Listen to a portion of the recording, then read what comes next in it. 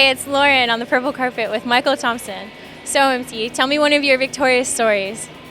Well, I've had many victorious stories actually. I was one of the first team riders for Victory, along with Mark Richards and Hans Hedemann. That was back in the early 80s. And when Victory was first coming onto the market, and we were like the top guys at that time. We were, Mark Richards and I, and most people watching this would know who Mark Richards is, but he's a legendary competitive surfer. We were in Tokyo, in Japan. And this was during the time when surfing was young in Japan, but incredibly great enthusiasm. It was like a pop culture phenomenon. Yeah. So we would go every morning on the train for an hour and a half from the surf areas into the city and do these promotions at stores. And it got to be really arduous, really difficult and boring. So thousands of kids, man. I mean, it was just, we were mobbed. So what we would do in the morning is we'd get up and we'd flip a coin to decide who we were going to be. Some days I'd be Mark Richards, and other days he'd be Michael Tomson. Or we'd pick another guy, because they didn't really know anything. So I'd walk in there as Michael Tomson, but I'd say, I'm Mark Richards, and I'd sign the autograph as Mark Richards. And the kids would go, yeah. So what was one of your most victorious moments? Oh, I won an event, let's see now. It was in 1978. That's before you were born. It was, actually. It was an ASP event, or at that time it was called the IPS. And I think I was wearing a Victory spring suit.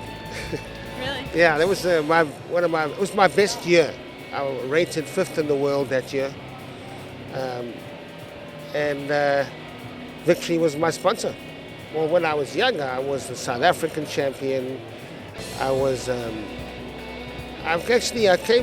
mean, my rankings in the world were always in the top 10, but I never was the world champion. Still very, very impressive. But, I think I then went on to do other things in the professional surfing community, in business and in, being active that have made a considerable impact.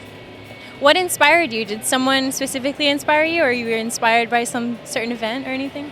Well, I grew up on the beach. I grew up surfing, and that's been a constant thread right throughout my life. It's affected everything I've done because I've never done anything that would not allow me to go surfing. I tailored my career for that, and so if I wanted to not have to work a 9-to-5 job, I had to start a surf company, right? Yeah. And I did that. Sounds like a lot better of a plan to me. Yeah. So where's your hometown? Where did it all start? Well, I was born in South Africa, in a city called Durban. And then I moved to California in Laguna Beach in my early 20s.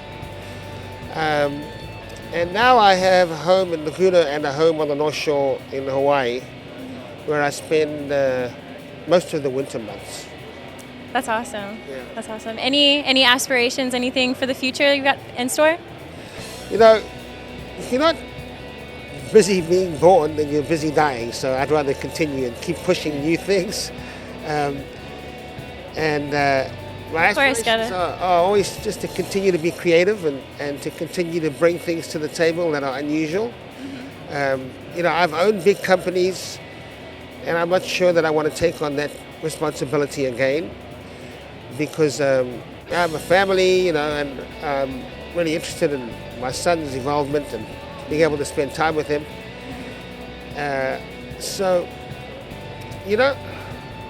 It's just what you make of it, Yeah. Well, I mean, if you make it a good time, then no worries, right? And I'll tell you one thing. In life, there's no free rides, and you get out of it what you put into it. And, the harder you work, the luckier you get. Well said, well said. What kind of surfboard would you recommend, like lengthwise? Lengthwise, I would say, have you surfed before? No, I wish I could say I would. Well, I have. you'd want to start on a longboard, a softboard probably, like a 9-footer. Because the thing about surfing that's hard is that you have to learn a lot of things before you can learn how to surf. Like what? Like how to sit on the board. I mean, it sounds silly, but sitting on a surfboard's not that easy.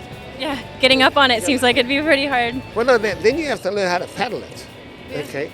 Then you have to learn which wave to choose and how to get out to the break. In other words, you have to have ocean skills.